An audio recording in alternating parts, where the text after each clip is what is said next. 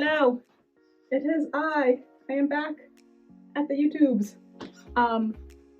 Yes, in fursuit, because I can. I'm a furry YouTuber now. And yes, hello.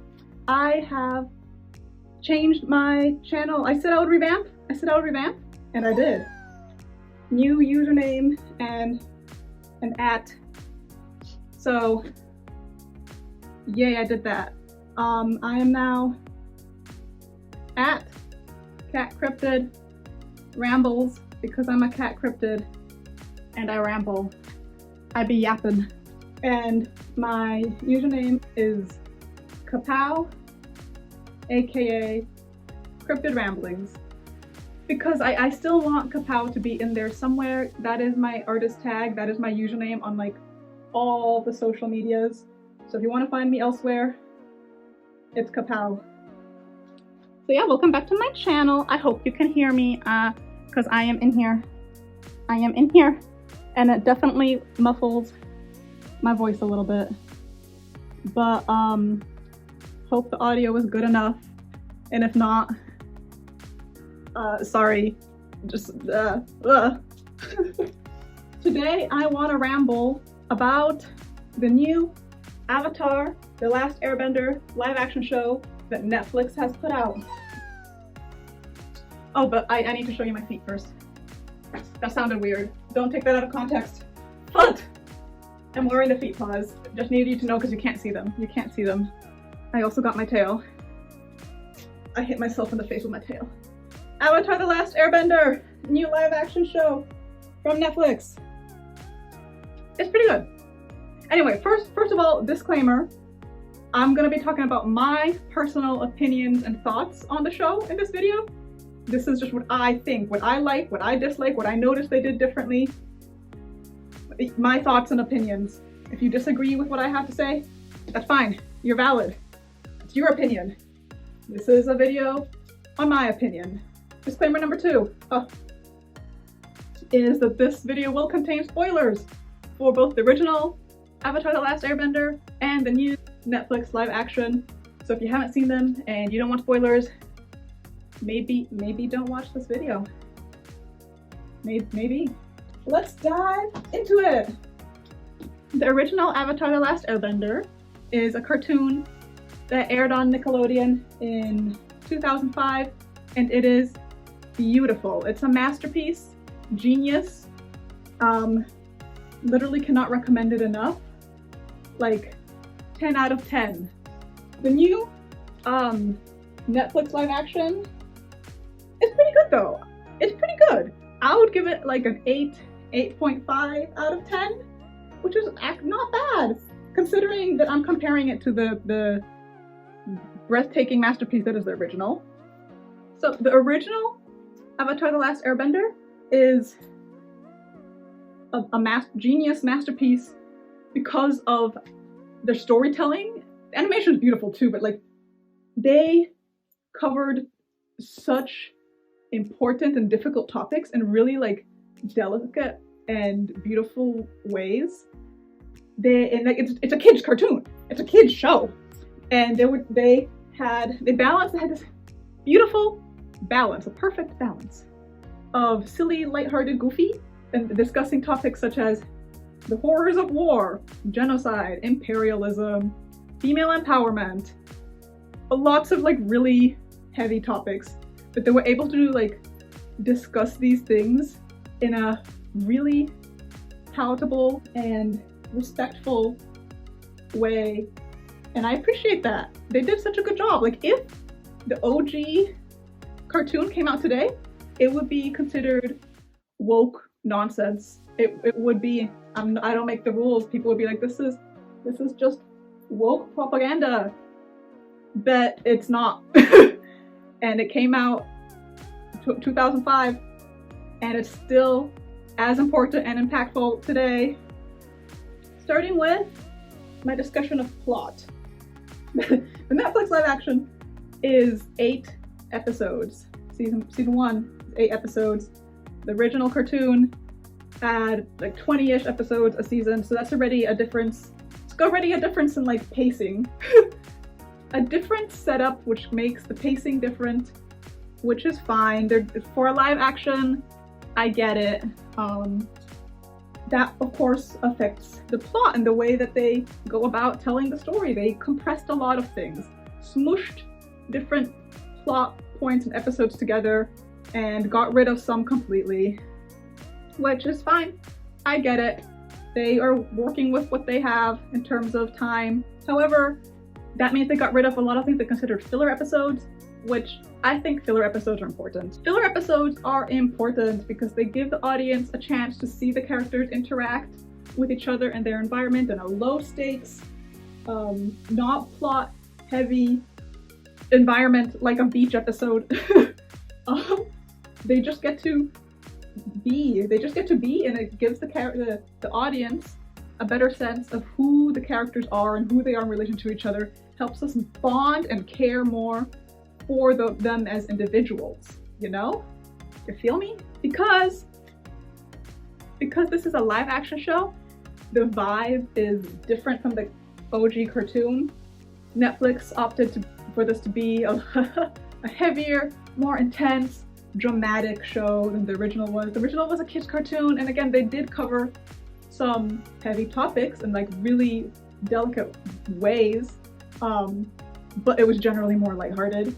And this live action still has lighthearted, fun elements, but not as much. Just off, literally from the start. The show opens with Aang in the Southern Air Temple, which we don't see in the start of the show.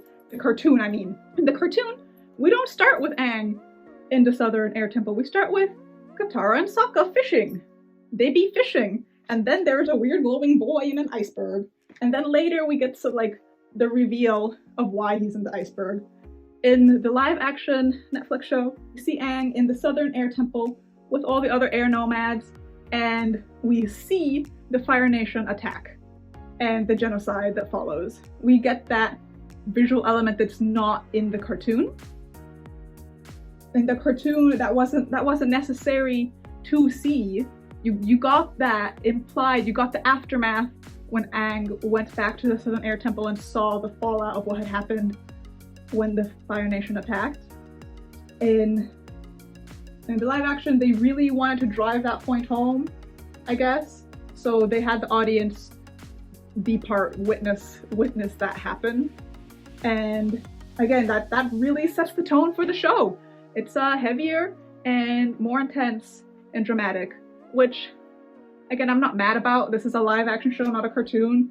That's the vibe they want to go for. That's the tone of voice they want. Yeah, I get it. Makes sense.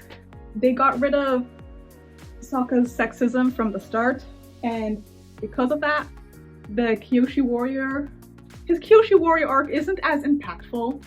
Like, he still goes and gets schooled by these really powerful women, which is great, but it's not the same. Also, they don't put him in makeup and have him dress up as a Kyoshi Warrior. What's up with that? I think Sokka should have been put in makeup and made to dress like a Kyoshi Warrior. That was great. Why did they get rid of that? At the Kyoshi Island, Aang is given a vision from Kyoshi about what's going to happen at the Northern Water Tribe. And so he knows that the Fire Nation is going to attack. He knows that's going to happen, like, from very early on, which gives him like a sense of purpose and direction from basically the start, which in the cartoon he does not have. In the cartoon, he's just silly, goofy kid running around, doesn't know what he's doing. He's 12. He's 12 years old. He just wants to go penguin sledding and ride giant koi fish and have a good time, you know? You know? But again, since they got rid of a lot of filler, they wanted to give him direction. They wanted him to have a vision, direction, purpose. Go to Northern Water Tribe. Go. So he did. And for the medium, for the tone, I see why they did it. I can see why they did it. I miss the more silly, goofy antiques that the gang would get up to in the cartoon, though. They're still being silly, goofy sometimes, but just not as much. It's very toned down. More focus on, again, the drama of it all. which is fair. It's fine. Again, it's still a good show. I'm just saying how it's different from the original. I'm not mad at the changes. So far, the changes they've done, I'm not mad. I'm just noticing that they changed things and I'm commenting on it. But I don't hate it. I get why they did it and I don't hate it. Like I said, since this was an 8-episode season instead of the 22 episodes of the OG show, they smooshed a lot of things together. And the whole Tale of Two Lovers secret tunnel thing was changed quite a lot. Instead of that being like a thing between Katara and Aang, it ended up being Katara and Sokka in the tunnel, which is I don't know, a little weird, I think, but I can see why they did it. They just wanted to like compress things. And Aang was busy, so they were like, we're putting the siblings in here and they're gonna bond. They're gonna have a bonding moment, which is good actually. I think they needed a bonding moment.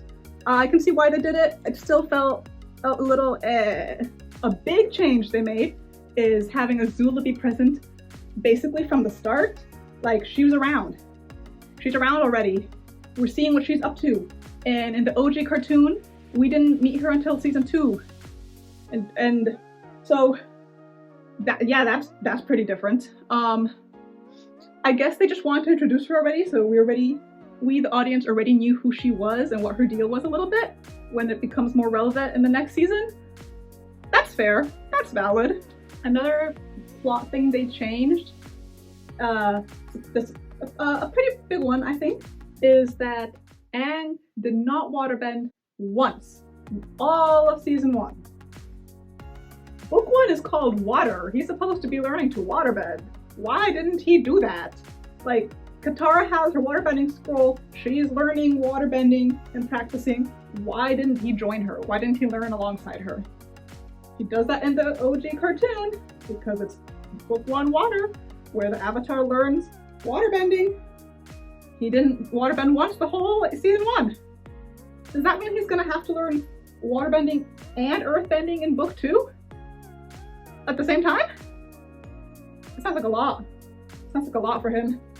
I don't know why they changed that. I don't know what their idea is, where they're going with that, but that's something that they decided to do in this new live action. Okay, I think those are the major plot points that are different that I wanted to discuss. Majority I'm not mad about. Some I'm just like, why? Why they do that?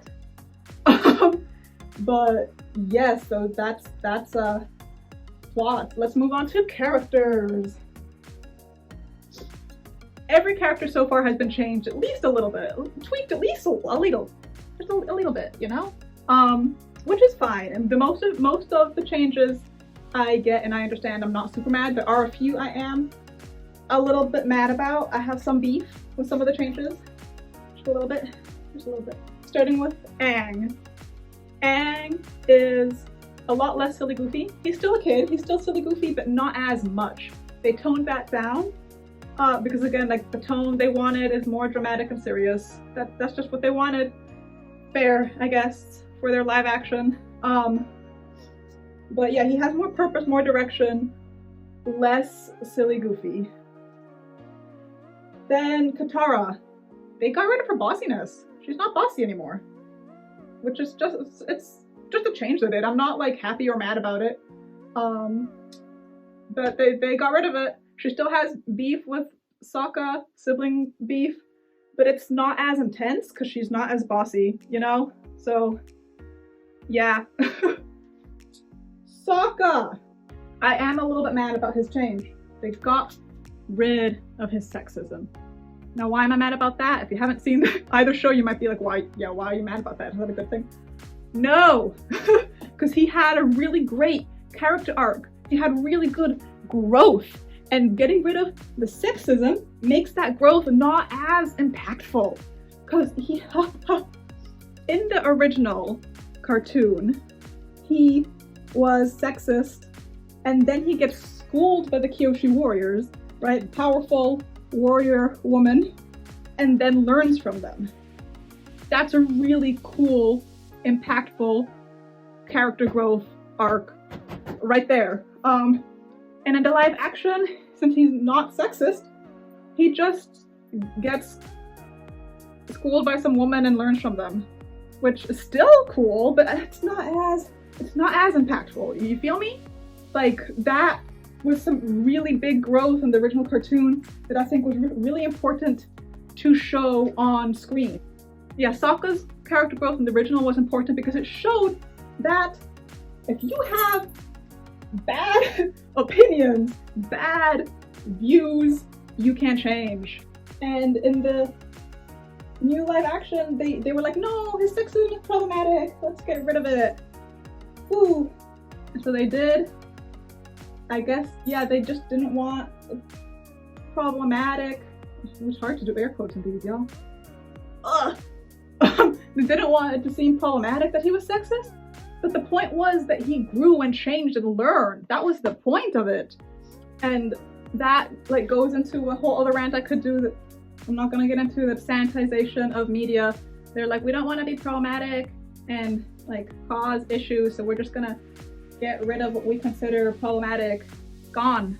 Poof, all clean and family friendly. But like, sometimes it's important to show that stuff so that you can learn from it, you know? And they just instead got rid of it. Zuko, I really like what they've done with Zuko.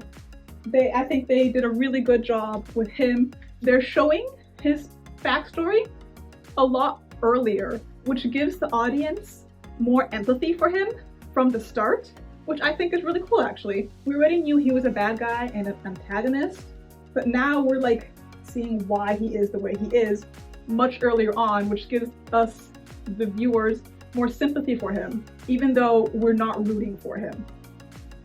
At least not at this point, you know? Uncle Iroh, same. I like what they did with him. They're also giving us, the viewers, his backstory a lot earlier. Like, Uncle Iroh's backstory isn't shown in the OG until season 2, and we already know basically all of it in season 1 of Netflix live action, which I think is not a bad choice actually, because again, it gives the audience sympathy and empathy for these characters. We get to see that they're more nuanced than just like the villain, the bad guy. Like, there's more to them than that, you know? So I think that's actually a good choice for the live action. Azula. I don't like what they did with Azula. In the cartoon, Azula is badass. Am I allowed to say that? I'm gonna let it slide. She is a really powerful, intense, she's a prodigy. And then as the show progresses, we start seeing that she has issues and like self-image problems and self-worth, haha, and she starts losing it, right? We start to see that little by little in the cartoon. In the live action, that there's already like cracks in her foundation from the start, which is a choice, but I don't think it's a good choice. It was a really well done in the cartoon that's like, she seems like perfect, and then it turns out she's not, right? Obviously she's not, but like, she just seems perfect, like, right? She's the prodigy, the golden child. And then she like crumbles. And in the live action, she's already like got a shaky foundation from the moment the audience sees her. Which I guess they're just trying to set that up for later, but I don't think that was what they should have done for Azula. May and Ty Lee. Oh, how they massacred my girl. Yeah, I'm not happy with how they did May and Ty Lee. Also, because they just stood there. They're also like really powerful women, and they didn't do anything. They were just there. They weren't even mentioned by name. They weren't even like named this season 1 of the live action. Like, if you haven't seen the original cartoon, you don't know who these girls are. Like, who are these and why are they here? Oh god. I hope they do better with May and Ty Lee in the next season, because they're really cool and powerful and important. And here they just stood around. They stood around and watched Azula kind of lose it already. Also, yeah, they were there from the start. We didn't see Azula call them and like bring them into her circle, which I think in the cartoon was a really cool way of showing like Azula's self of entitlement and power and the dynamic between them and their backgrounds and like also strengths and weaknesses. But they were just there from the start. We don't get that. We don't get that, those like nuggets of backstory. They're just there. Why? Why are they just standing there? Do something. Now, the character I am the most mad about is actually King Boomy. What were they thinking with him? I don't know. I don't think they were thinking at all, actually. They had no thoughts when they did King Boomy for the live action. Oh boy. Oh boy. Ugh! In the OG cartoon, King Boomy is this old man who is a little insane, but like in a mad genius kind of way. And he's like really strong, really powerful bender, right? In the live action, he's just losing it. He's just insane. Not even in a kind of mad genius way. just kind of insane, a loose cannon, and dangerous, like straight up dangerous. He almost kills Aang and himself. Like, to death. They almost die.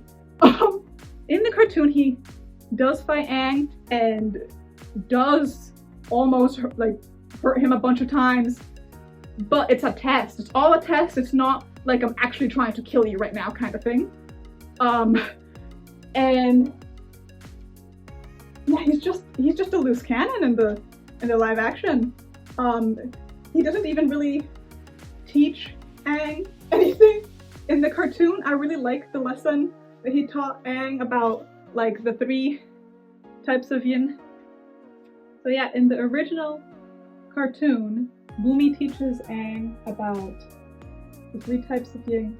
The positive yin, which is attacking, negative yin, which is defending, and a neutral yin, which is doing nothing, waiting, biding your time, which I think was an important lesson for Aang, because you don't always need to act right in the moment. Sometimes you wait, you gotta wait and gather information. He was onto something there, and that whole lesson was not in the live action, which you're there for the OG show, you know that later Boomy is part of the Order of the White Lotus, which makes sense in the cartoon because he's a mad genius and super strong and powerful. But in this live action, he's a loose cannon and insane and almost kills himself and Aang and didn't really teach him anything. So I'm worried about the White Lotus. Is Boomy gonna be in it? I don't think he would get in it in this live action. The live action Boomy would not be allowed in the Order of the White Lotus. So is that just not gonna happen? Who knows? I guess we'll have to wait and see. Those are my thoughts on the new Netflix live action Avatar: The Last Airbender. If you've noticed, I've been slowly putting on more fursuit parts. Yes, lick. But yeah, in general, I think they did a pretty good job. They honored the source material as well as they could, considering that they changed like the tone of voice and they were going for darker themes, more dramatic. And they did a good job with the casting, and were very respectful of and cast people of the ethnicities and backgrounds that they're portraying in the show. That's cool. I think that's actually really cool. Yeah. Good job on that, Netflix. But yeah, overall, really quite good for what they're trying to do. The OG show is still better. So much better. I am looking forward to see what they do next with the live action. I'm looking forward to Toph. I'm really excited for her introduction. I hope they don't mess her character up because she is perfect. She is perfect in the cartoon, and I will be big mad if they mess her character up. So they don't change her at all. Come on, Netflix, don't change her at all. Leave her the way she is. She's perfect. So yeah, that concludes my rambling on the new Avatar: The Live Action show from Netflix. Woo! If you enjoyed this video, you can comment, like, and subscribe. If you want to hear me ramble about more things in the future, stick around. I will be doing that. If you have different opinions from mine about the live action, let me know. Tell me what you think, what you thought, if you saw it too. And if you didn't see it, that's fine. But you should watch the original. I think you should do that at least. If you've already seen it, go rewatch it. Why not? Go rewatch the OG cartoon. It's that good. Woo! Aight. I'ma head out. See y'alls on the interwebs.